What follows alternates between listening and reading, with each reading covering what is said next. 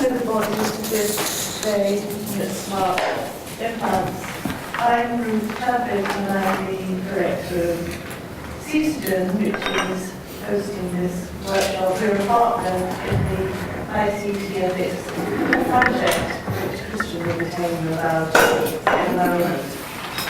In your pack, you should have a booklet about CSTN. This is highlights from our annual report.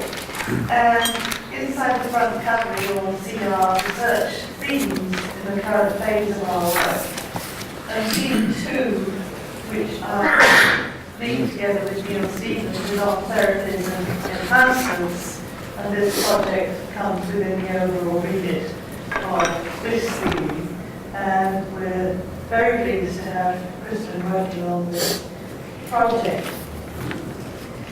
So, I hope you're going to have a good day. Kristen will tell you that this workshop is funded not only from the ICT Ethics project, but also from another European project called GLUE, which is Globalizing European Bioethics Education, which has the aim of raising awareness of European bioethics outside Europe, and there's going to be some recording of the proceedings today, which is part of the GLUE agenda. So, I'm looking forward to the discussions. I'm sure we're going to have some very interesting and thought-provoking conversations, and without further ado, I'll ask Kristen to tell you about the agenda of the day. Okay, thank you. I'm just going to keep this quite brief and we want to have a session as quickly as possible. But first, perhaps, to answer the most obvious question,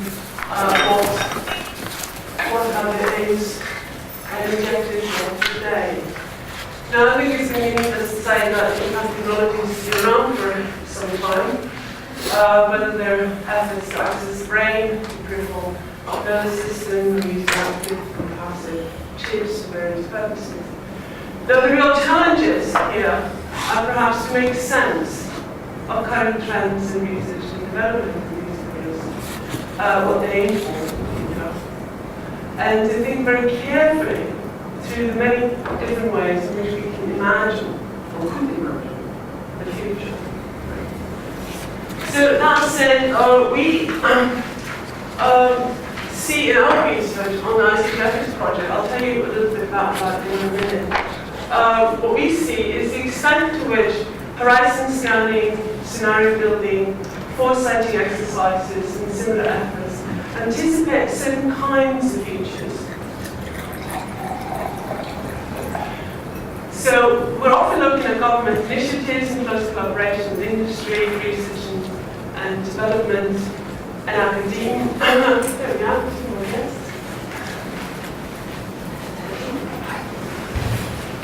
Now, we certainly see this at the national level here in the UK, as we'll learn more about in the first talk of this session from Jess.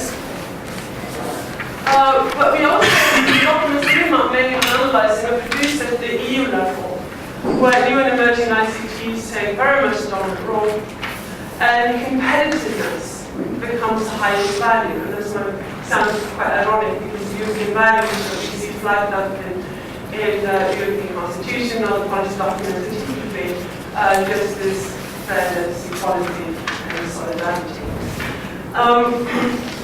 But these exercises we look at are anticipating whether you do some.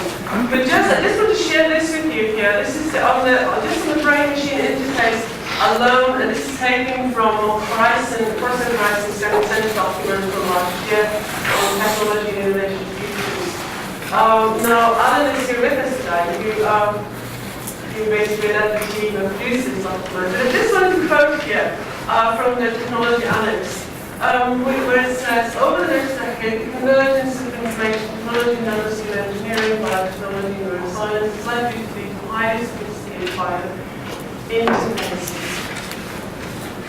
Now, what we're looking here is what's anticipated 5, 10, 15 years from now. For instance, in the various applications, medical, security, security, no specific, no computing. So for instance, in 10 years from now, we're going to have cloud-controlled robots for healthcare, possibly. Or in 15 years from now, we will see hybrid computers using technology and organic tissue.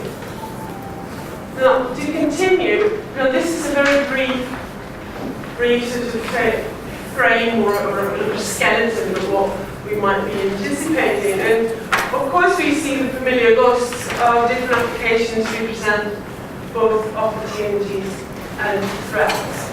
Right? And from reading through this exercise, and some of the other exercises in the visionary work that we've done in our research, what we find remarkable is how very certain, very particular socio-technical imaginaries appear to be particular and facilitating. So they find their way into policy initiatives and then into strategic research agendas. And so one might ask already here, how come that these particular opportunities that are enlisted here in sketch study here, why do they find expression rather than something entirely different? And here, of course, in the last column, we have typical examples of the sort of things we expect people are actually capable of, all about these. But of course, in an environment that also offers new opportunities to commit crimes, like scare us or harm themselves and so on.